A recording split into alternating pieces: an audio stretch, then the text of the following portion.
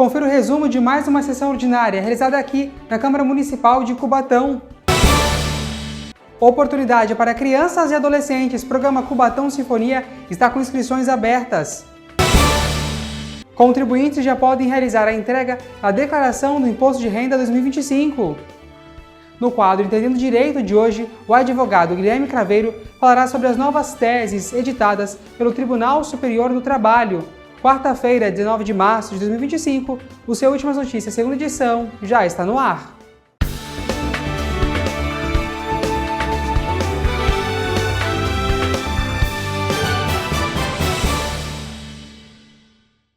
Olá, boa noite para você. Ontem foi realizada mais uma sessão ordinária no plenário da Câmara Municipal de Cubatão e o resumo nós vamos acompanhar agora.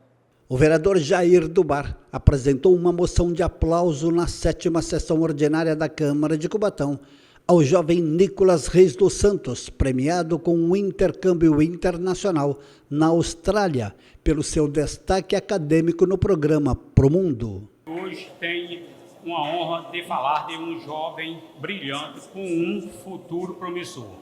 Nasceu em Cubatão, morador do bairro Água Fria, filho de Ana Paula dos Santos Conceição e Williams Reis dos Santos. Sempre estudou em escolas públicas do nosso município e, em sua busca pelo saber, conseguiu transpor as dificuldades para destacar no meio acadêmico, sendo no ano de 2024 o único estudante cubatense premiado com um intercâmbio internacional na Austrália pelo seu destaque acadêmico no programa Pronto pro Mundo. Tenho imenso orgulho de poder estar prestando esta singela homenagem a você, Nicolas Reis dos Santos. O presidente da Casa de Leis, o vereador Alexandre Mendes do Topete, também apresentou uma moção de aplauso ao ultramaratonista Alexandre Sartorato, que está nos preparativos finais para a segunda volta ao mundo, representando a cidade de Cubatão para o mundo. Mais do que justo essa moção para Alexandre Sartorato, que pela segunda vez ele vai fazer a volta ao mundo, que é o funcionário que a gente vê aqui na Casa de Lei, que se dedica muito no que ele faz e tenho certeza que ele se dedica também no esporte que ele faz, o que ele gosta, que é correr. Que Deus abençoe ele nessa caminhada e que nada aconteça com ele até o final dessa caminhada para ele. O projeto de lei de autoria do Executivo, que dispõe sobre estudo de impacto da vizinhança, o WAVE, foi aprovado em segunda discussão, registrando o voto contrário dos vereadores Marcinho e Guilherme do Salão. O projeto de lei que institui a Semana Municipal de Prevenção das Doenças Renais, orientação sobre doação Dia do Rim, foi aprovado. Este PL é de autoria do vereador Batoré, que também pediu a formação de uma comissão especial de vereadores. A oportunidade está aí e eu agradeço a Deus por mais uma oportunidade de estar construindo um legado na cidade de Cubatão e quando se fala em saúde é prioridade para nós, né? Agora, o senhor também apresentou, através de requerimento, uma SEV, uma comissão especial de vereadores relacionados à Cursan. Queria que o senhor falasse a respeito disso. Lógico, a SEV que eu apresentei hoje, o requerimento, né, foi aprovado, unânime, com todos os vereadores apoiando e votando, né, a favor. É uma SEV que propõe acompanhar o andamento de futuro projeto, né, do governo municipal para anistiar aquelas famílias que têm seu imóvel que é referente à Cursan, né, que não tem condições nem de pagar e nem tem como pagar mais porque não existe mais a companhia e aí o prefeito ele vai montar esse projeto de lei de anistia para poder a gente também fazer a quitação do imóvel e dar a oportunidade de ter a escritura do imóvel da pessoa.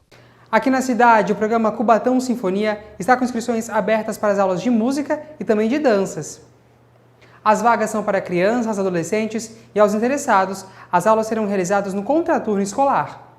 Para quem gosta de música e dança, a oportunidade é fazer parte do programa Cubatão Sinfonia, que está com inscrições abertas até o dia 31 de março para várias modalidades. O programa vem desde 2007 recebendo crianças e adolescentes com aulas no contraturno escolar. As inscrições são abertas para toda a comunidade, como fala a coordenadora do Núcleo Pieruzzi, Daniela Martins. Nós estamos com vagas para todos os nossos cursos, né? Curso de violão, violino, capoeira, dança, balé, percussão, instrumentos de sopro, musicalização e coral. E as vagas são para 7 anos até 18 anos. É aberto para toda a comunidade.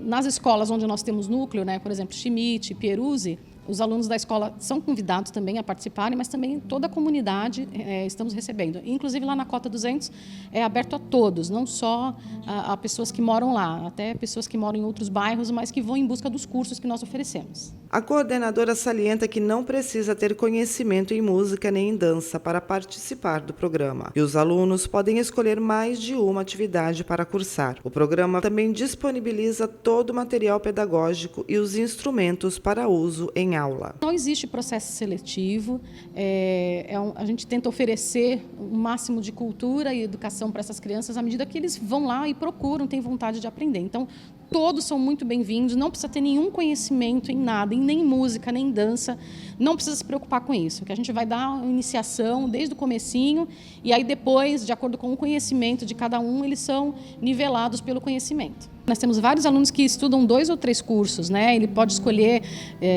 2 modalidades, 3, enfim, o que ele puder abraçar de acordo com a disponibilidade dele, ele pode fazer. Nós temos aqui dentro do programa Cubatão Sinfonia, nós temos todo o material que as crianças, os alunos, né, vão utilizar. Nós temos o violão, temos o violino, temos instrumentos de percussão, que inclusive são grandes, né? Fica até mais difícil da criança ter em casa, né, para poder estudar. Mas o aluno vem, marca um horário para estudar fora da aula e a gente consegue atender todo mundo. As inscrições são realizadas presencialmente nos núcleos do programa, mediante RG, comprovante de residência e foto. Daniela deixa o contato para mais informações e faz um convite. Nós temos um WhatsApp disponível, se vocês quiserem entrar em contato para saber melhor o horário, qual curso tem em cada unidade. O número do WhatsApp é 99609-7080. Nós precisamos de um comprovante de residência, um RG e uma foto 3x4, só isso. Gente, corre para cá, Cubatão Sinfonia é de graça, nós temos vários cursos para várias idades, com certeza um curso vai chamar a sua atenção e você vai desenvolver ou a arte, a música, a dança de uma forma muito gostosa. Nós temos inclusive até atendimento psicossocial, nós temos psicóloga, nós temos assistente social, nós temos um trabalho diferenciado na cidade, então vem para cá.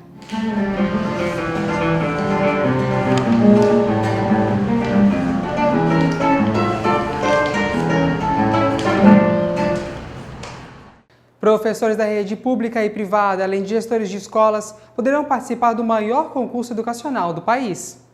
As inscrições estão abertas para o Prêmio Educador Nota 10. Professores da rede pública e privada, incluindo também os gestores, poderão participar do maior concurso educacional do Brasil. Foi criado no ano de 1998 com o intuito de reconhecer e valorizar todos os professores e gestores escolares com base educação infantil ao ensino médio das escolas públicas e privadas de todo o país. São mais de 84 mil projetos inscritos, mais de 270 educadores beneficiados e muitos prêmios.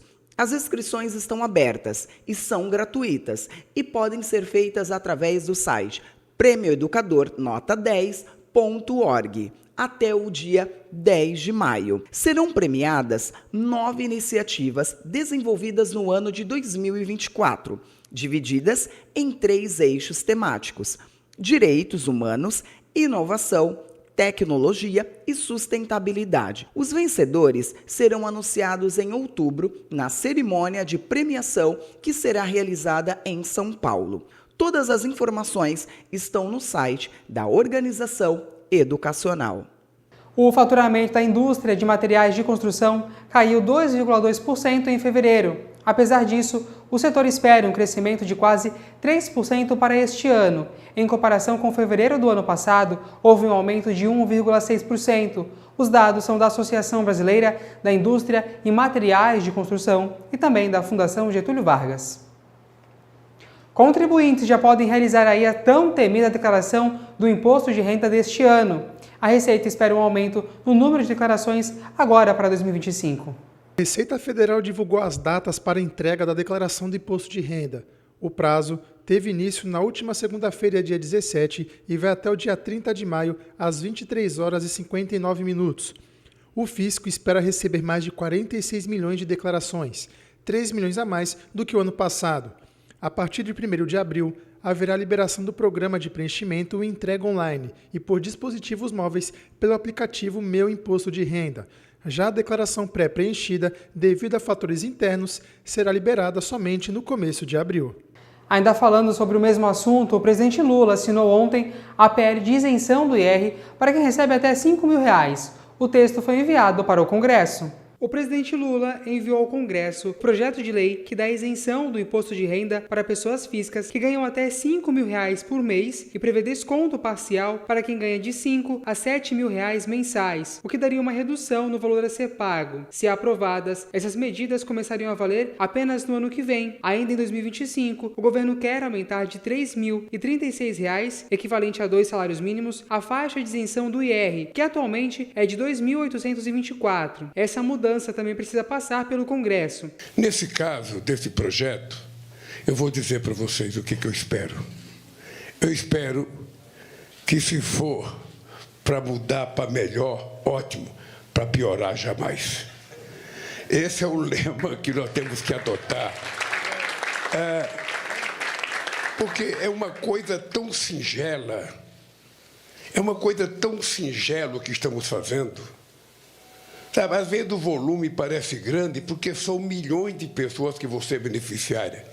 Esse é o pecado que nós pagamos e que os pobres pagam no país. Às vezes um pouquinho só para ele, como eles são muitos, dá um volume muito grande. E muitas vezes as coisas não se fazem porque se utiliza muita palavra, gasta a palavra não sei das quantas e o pobre fica fora. Nesse caso aqui, eu queria que a imprensa, inclusive, entendesse uma coisa, já que vocês vão escrever muito a respeito, é que nós, primeiro, temos que acreditar naquilo que o Comperadade falou. Esse é um projeto neutro. Esse projeto não vai aumentar um centavo na carga tributária da União. Isso é importante vocês acreditarem, que não vai aumentar um centavo na carga tributária. O que nós estamos fazendo é apenas uma reparação. O ministro da Fazenda, Fernando Haddad, disse que o governo está mexendo em uma questão sensível. Mas agora nós estamos mexendo numa questão mais sensível ainda, que é a questão da renda. Nós sabemos que o Brasil cobra na fonte o imposto de renda do trabalho e não cobra o imposto de renda sobre o capital. E o que nós estamos propondo aqui, presidente, depois de muitos e muitos meses de estudo, inclusive com reparos feitos por vários ministérios, com vários especialistas que nos assessoraram, nós estamos levando à consideração do Congresso Nacional um projeto que, em primeiro lugar, honra a palavra empenhada pelo senhor e por outros políticos. Mas o senhor ganhou a eleição e, portanto, tem um programa a cumprir. Mas essa palavra já foi empenhada por vários políticos, de isentar de imposto de renda quem ganha até R$ 5.000. Estão abertas as inscrições para o concurso do Tribunal Superior Militar. As vagas ofertadas são para caráter imediato. Iniciou agora em março as inscrições para o Concurso Público Superior Tribunal Militar STM. As inscrições estão abertas até o dia 4 de abril. O site para realizar a inscrição é o Sebrasp. A taxa de inscrição para o técnico judiciário é de R$ 80 e para analista judiciário o valor é de R$ 120. A data final para os pagamentos é até o dia 30 de abril de 2025. São 80 vagas imediatas para os cargos de analista analista judiciário e técnico judiciário em várias áreas de atuação: administração, polícia judicial, tecnologia da informação, comunicação social e contabilidade. Todas as vagas são de níveis superior. Toda a parte de remuneração e jornada de trabalho você encontra no site do Sebrasp. Aos convocados poderão tomar posse em qualquer cidade onde estão localizados o Superior Tribunal Militar e as auditorias da Justiça Militar da União. As provas serão aplicadas no dia 8 de junho de 2025 em todas as 27 capitais do país. Já para o resultado final das provas, será divulgado no dia 4 de julho de 2025, provas objetivas. Agora, no dia 9 de julho, o resultado será para os cargos de analistas judiciário. Foi enviado ao Congresso Nacional uma proposta que busca aumentar as penas por crimes de violência contra as mulheres e também aos idosos. Uma das medidas prevê o aumento de punição em até 2 anos para crimes de violência psicológica contra as mulheres, especialmente em casos como o da jovem Vitória, quando realizado aí o uso de inteligência artificial e recursos que até alteram a imagem e também a voz da vítima. Vale lembrar, o caso Vitória ficou recentemente conhecido devido ao ocorrido e o destaque que ganhou no noticiário brasileiro. Mudamos um pouco de assunto. Recentemente choveu 60 milímetros aqui na nossa região. Sempre que chove, nós ouvimos a quantidade aí acompanhada dos milímetros. Mas como 100 milímetros no copo d'água é pouco e 100 milímetros de chuva gera um grande caos, confira na reportagem. Quando ocorre uma chuva forte, sempre ouvimos o volume de água que caiu, seguido do termo milímetros. Bertioga é uma cidade que, em média, chove 203 milímetros por mês, no mês de fevereiro. Mas você sabe o que representa 65, 110, 200 milímetros de chuva? O tenente Maxwell de Souza, porta-voz da Defesa Civil do Estado de São Paulo, vai explicar para a gente. Claro, é importante destacar que a forma oficial de se medir o volume de chuva caída, numa cidade são os milímetros de chuva por hora. Essa é a forma oficial de se mensurar. Isso é definido pela Organização Mundial de Meteorologia. E aí o que significa 1 milímetro de chuva? Significa 1 litro de água em 1 metro quadrado. Para quem está assistindo agora é fácil. Olha para o chão da sua casa, olha para um piso. A maioria dos pisos tem 1 metro por 1 metro. Ou se for aquele piso menorzinho, 4 pisos formam 1 metro quadrado. Imagina 1 litro de água dentro desse espaço. Quando a gente fala de 100 milímetros de chuva, significa 100 litros de água. Dão mais ou menos 10 centímetros de água quando a gente está falando de 100 milímetros. Só que observe que eu estou falando isso espalhado em todo o município, de uma vez só. É muita chuva, principalmente se isso cai num curto espaço de tempo, em poucas horas. Então, basicamente, 1 milímetro de chuva é 1 litro em 1 metro quadrado. Para facilitar a comunicação com os paulistas, a Defesa Civil Estadual mudou a forma de passar informação sobre a intensidade da chuva. E dessa matéria da chuva, vamos acompanhar a imagem de hoje à tarde. A Luana vai colocar para você aí as imagens da chuva forte que deu aqui em Cubatão, Imagens a partir do Pia do Casqueiro para você. Eu falei na primeira edição que tinha a previsão dessa forte chuva aqui para a nossa região. A Defesa Civil, aliás, emitiu um alerta. A Luana vai até colocar para você esse alerta emitido pela Defesa Civil do Estado de São Paulo de hoje até amanhã, ou seja, entre hoje e amanhã podemos receber essas pancadas de chuva fortíssima que recebemos hoje aqui na cidade de Cubatão e também em todo o litoral de São Paulo, Que esse foi o alerta tanto da Defesa Civil Estadual como também aí do Instituto Nacional de Meteorologia. Sendo assim, a gente confere agora a nossa previsão do tempo.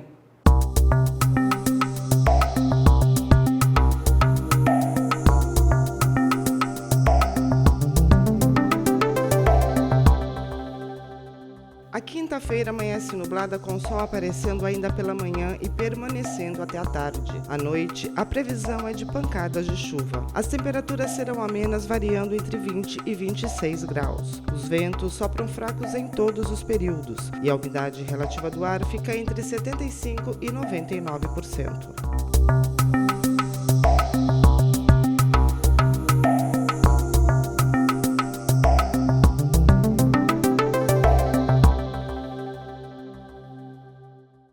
E agora vamos falar de esporte por aqui.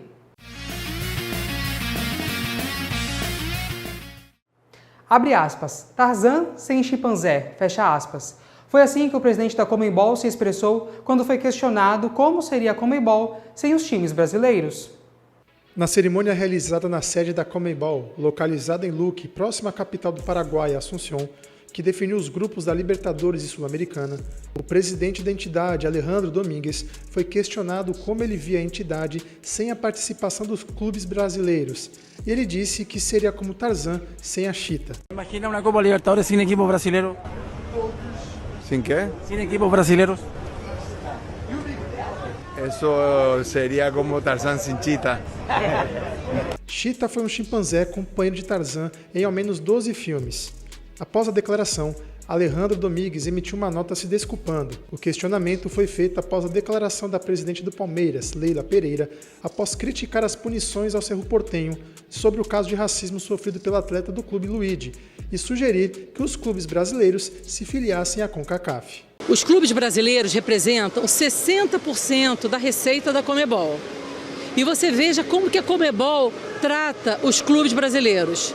Então eu acho que a CBF, mas eu acho também que o nosso presidente Edinaldo está muito atento a isso, que ele é um grande lutador, ele luta nesse combate ao racismo. Nós temos que tomar medidas firmes com relação à Conmebol, porque não é possível. O Brasil representando 60% da receita da Conmebol e os clubes brasileiros sendo tratados dessa forma. Eu vou lançar até uma ideia, tá? Uma ideia, uma reflexão para todos nós. Já que a Conmebol não consegue coibir esse tipo de crime, como a Conmebol não consegue tratar os clubes brasileiros com o tamanho que os clubes brasileiros representam para a Conmebol, por que não pensar em nós nos filiarmos à CONCACAF? Saímos da Conmebol e vamos para a CONCACAF, sabe? Eu acho que só assim, vão respeitar o futebol brasileiro, que o futebol brasileiro não está sendo respeitado pela Conmebol. Veja depois do intervalo por aqui no quadro Entendendo Direito, o advogado Guilherme Craveiro falará sobre as novas teses editadas pelo Tribunal Superior do Trabalho. É daqui a pouco, até já! Os casos de dengue, zika e chikungunya estão aumentando em todo o país. Mas quando aumentamos a prevenção, diminuímos o problema. Quando aumentamos a informação, diminuímos os focos. Quando aumentamos a atenção, diminuímos o risco de mortes. Em caso de febre, dor de cabeça, dores no corpo e nas articulações, coceira e manchas na pele, procure uma unidade básica de saúde. Quando aumentamos os cuidados, diminuímos os riscos. Brasil unido contra a dengue, zika e chikungunya. Ministério da Saúde, Brasil, União e Reconstrução, Governo Federal. Nós já estamos de volta com as últimas notícias. O Tribunal Superior do Trabalho editou 21 novas teses de recursos que afetam diretamente os direitos do trabalhador. É o que nós vamos compreender melhor agora no quadro Entendendo Direito.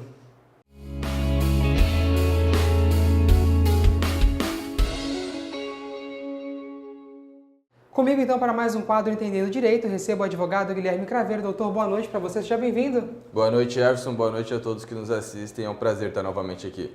Bora lá então falar deste tema que mexe aí com o direito do trabalhador. Nós vamos começar falando sobre essa decisão indireta, por falta de reconhecimento do FGTS. Doutor, o trabalhador aí viu que não está sendo recolhido, quais são os passos que ele deve seguir para conseguir então a sua rescisão? Legal, Jefferson. Bom, primeiramente é legal a gente trazer que o Tribunal Superior do Trabalho, ele editou 21 normas, 21 teses que tenham força vinculante. O que é isso? São precedentes onde toda a carreira, todos os órgãos do direito envolvido na Justiça do Trabalho têm que seguir. TST, TRT, aí tem várias regiões dentro do Brasil, e os tribunais direto aqui de Justiça do Trabalho. Então, todos esses 21 precedentes que foram editados pelo TST devem ser seguidos por todos esses órgãos.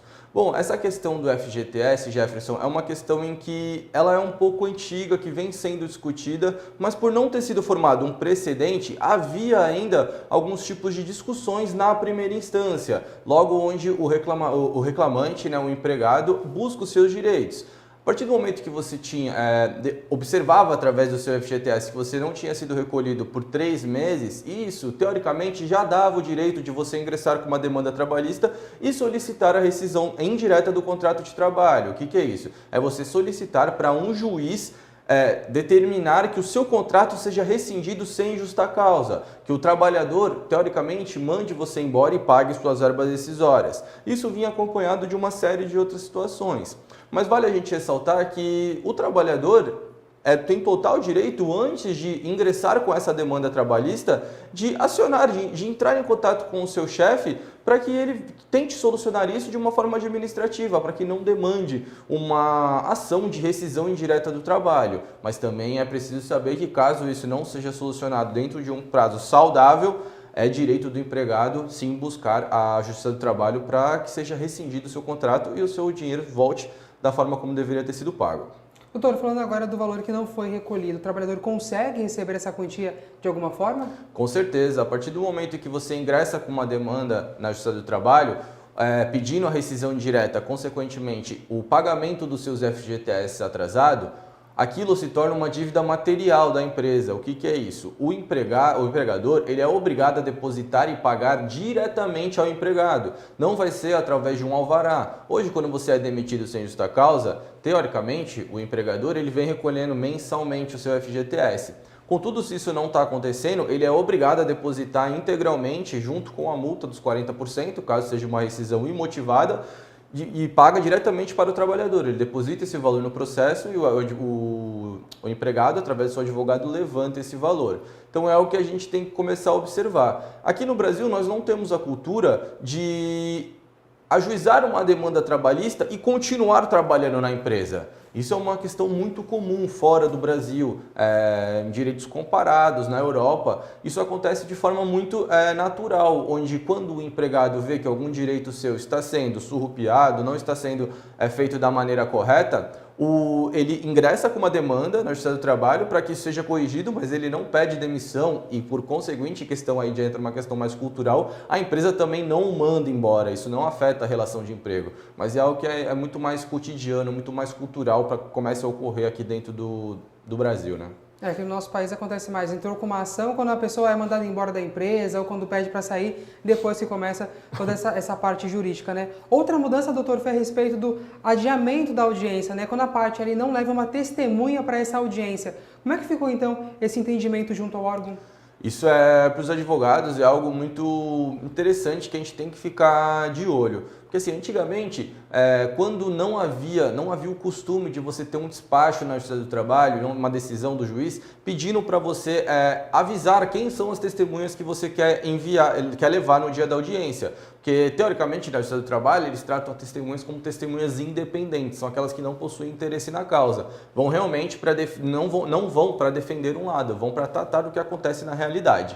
Só que de um tempo para cá a gente começou a observar que os juízes de primeira instância estavam emitindo despachos, decisões, pedindo para que em 5 dias o empregado e o empregador, o reclamante e a reclamada, ele apresentasse a qualificação das suas testemunhas. E caso não o fizessem, no momento da audiência, caso uma delas não fosse, eles não teriam o direito de pedir um adiamento, mesmo que comprovado o convite. Então essa é uma questão que gerava muita discussão dentro da Justiça do Trabalho. Hoje foi formado esse precedente, no qual, caso o juiz solicite e você não indique quem são as suas testemunhas, mesmo que você comprove o convite, você não tem o direito de adiamento. Então, o ideal é sempre que o juiz solicitar que você indique, que você apresente quem são suas testemunhas, envie uma carta convite para elas, não precisa ser nada formalizado, uma simples mensagem por WhatsApp já vale, e caso ela não compareça no dia, você apresenta para o juiz um pedido de adiamento, comprovando que você enviou, que ela se dispôs a testemunhar. Então tem que ficar bem atento para que não chegue lá na hora você fique desamparado e não consiga produzir sua prova testemunhal. Doutor, nesses casos de audiência, quais são as pessoas necessárias aí para estar testemunhando? Pessoas que trabalharam juntos, familiares? Quem são esse tipo de pessoa a estarem presentes ali?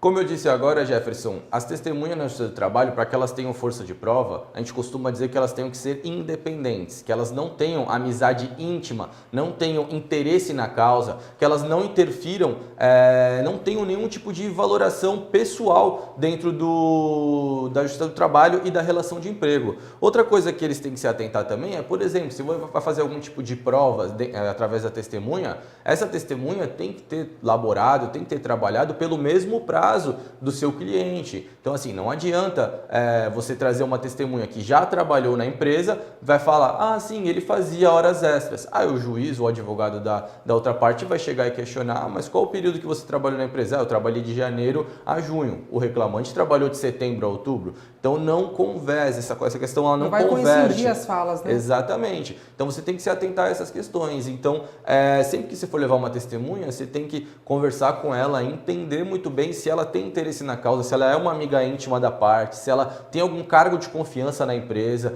e tem que se atentar a isso. Demais, é necessário que tenha o juiz, o escrevente, que redige a ata da audiência, o advogado do reclamante, o advogado da reclamada, e se for uma audiência de instrução ou una, é necessário também a presença de um preposto da reclamada, uma pessoa que represente a empresa. Pode ser um funcionário, como também pode ser o sócio da empresa. Doutor, muitos trabalhadores, né, não fazem aí as anotações necessárias e devidas na carteira de trabalho. O que isso pode implicar, então, para esse trabalhador? Isso é uma questão que, ao meu ver, prejudicou muito os reclamantes, Jefferson. Por quê? Antigamente você ainda tinha uma discussão sobre isso. Existiam vertentes, existiam entendimentos no qual a simples falta de registro na carteira de trabalho, ou seja, você ingressar com uma demanda pedindo o reconhecimento de um vínculo de emprego, porque ele não foi registrado na sua carteira de trabalho, isso já presumia que a pessoa tinha sofrido um dano moral. E nesse precedente ficou claro que o TST não entende dessa forma. Tem que ser comprovado qual foi o prejuízo efetivo daquela falta de registro. O que é isso? Você tem que ter uma situação, uma comprovação do prejuízo que você sofreu e não apenas informar, eu não tive o meu registro. Isso já geraria o dano moral antigamente. Hoje em dia não gera mais. O TST vem formando entendimentos também para proteger o outro lado da situação, né, que são as empresas, porque isso realmente estava acabando virando uma bola de neve, mas é algo que os trabalhadores têm que se atentar, perceber se eles estão sendo deixados de lado, não estão sendo qualificados para determinados serviços, determinados trabalhos, em que seria direito dele que pessoas que fazem a mesma função que ele e são registradas estão executando, e ele, pelo fato de não ser registrado, não está executando. Então, hoje o empregado ele tem que observar qual é a característica do seu cotidiano que pode presumir esse dano moral. Doutor, essas mudanças, falando agora dos trabalhadores, né? O que representam para eles? Assim, Jefferson, é bem delicado a gente tratar sobre isso, porque sempre vão ter dois ônus, dois lados da moeda. A gente sempre vai ter o lado da empresa, em que diz que o Brasil, com certeza, se não for o maior, é um dos maiores países que protegem a relação de trabalho para o lado do empregado. Então, muitas empresas dizem que a Justiça do Trabalho ela atrapalha o seu funcionamento. Ela traz obrigações que nenhum outro local no mundo traz. E, em contrapartida, nós temos um país onde a nossa classe trabalhadora ela é 70% recebida de 1 a 2 salários mínimos. E a gente tem que entender se isso é possível para se viver dentro do nosso país. É necessário as verbas previdenciárias serem recolhidas? O FGTS é uma verba necessária? O seguro-desemprego, como é que deve funcionar? Então, essas demandas trabalhistas, elas vêm sendo tratadas de uma forma que cada vez mais a gente vem equilibrando essa relação. Antigamente, realmente, existia uma discrepância muito grande entre os trabalhadores e as empresas. E hoje em dia, e por isso antigamente, a Justiça do Trabalho tentou equiparar essa situação. Hoje em dia, com esse aumento da informação, aumento da tecnologia chegando para os trabalhadores, óbvio, existem exceções, mas esse aumento da informação chegando, não tem o porquê a gente ter essa discrepância tão grande. Então, os tribunais do trabalho, junto com o nosso legislativo, vem entendendo que essa balança deve ser equiparada. Óbvio, ainda não estamos em uma situação de igualdade, mas sim, deve ser equiparada. A gente deve começar a reequilibrar essa balança. Eu entendo que esses novos precedentes, em sua maioria, eles foram vantajosos aos trabalhadores. Mas, claro, tivemos como essa questão do dano moral pela falta de registro foi retirado, algo que não diria que era cotidiano, mas que era uma situação em que acontecia bastante. Então, acredito que para os trabalhadores foi boa. É sempre bom a gente ter precedentes vinculantes, porque a gente consegue ter uma garantia maior do juízo. A gente consegue ter uma garantia jurisdicional maior, porque senão fica tudo, cada juiz julgando da forma como acha certo, e aí vira um bumba meu boi que ninguém sabe o direito que tem. Então, acredito que quanto mais precedentes vinculantes o Tribunal Superior for formando, melhor e mais seguro para o trabalhador. Doutor, rapidamente para a gente encerrar aqui, essas mudanças elas já começam a valer para futuros processos ou processos anteriores, antigos também, elas podem valer também? Não, essas decisões elas já valem inclusive para os processos que já estão em andamento. Esses são precedentes que já eram discutidos, são teses que já eram discutidas, entendimentos que já haviam sido discutidos. Então, não tem o porquê, não é algo novo que está sendo perpetrado dentro da Justiça do Trabalho. Não, é algo que já vinha sido aplicado anteriormente. Então, não teria o porquê ter o efeito apenas para frente, né? Então, ex nunc que a gente fala. Então, não tem o porquê. Então, isso sim, esses temas já valem, inclusive, para os processos que já estão correndo. Tá certo, então eu recebi aqui o preciso advogado Guilherme Craveiro. Obrigado, doutor. Boa noite para você. Obrigado, Jefferson. Obrigado a todos que nos assistem e até uma próxima. Uma boa noite para você também. Até amanhã. Tchau.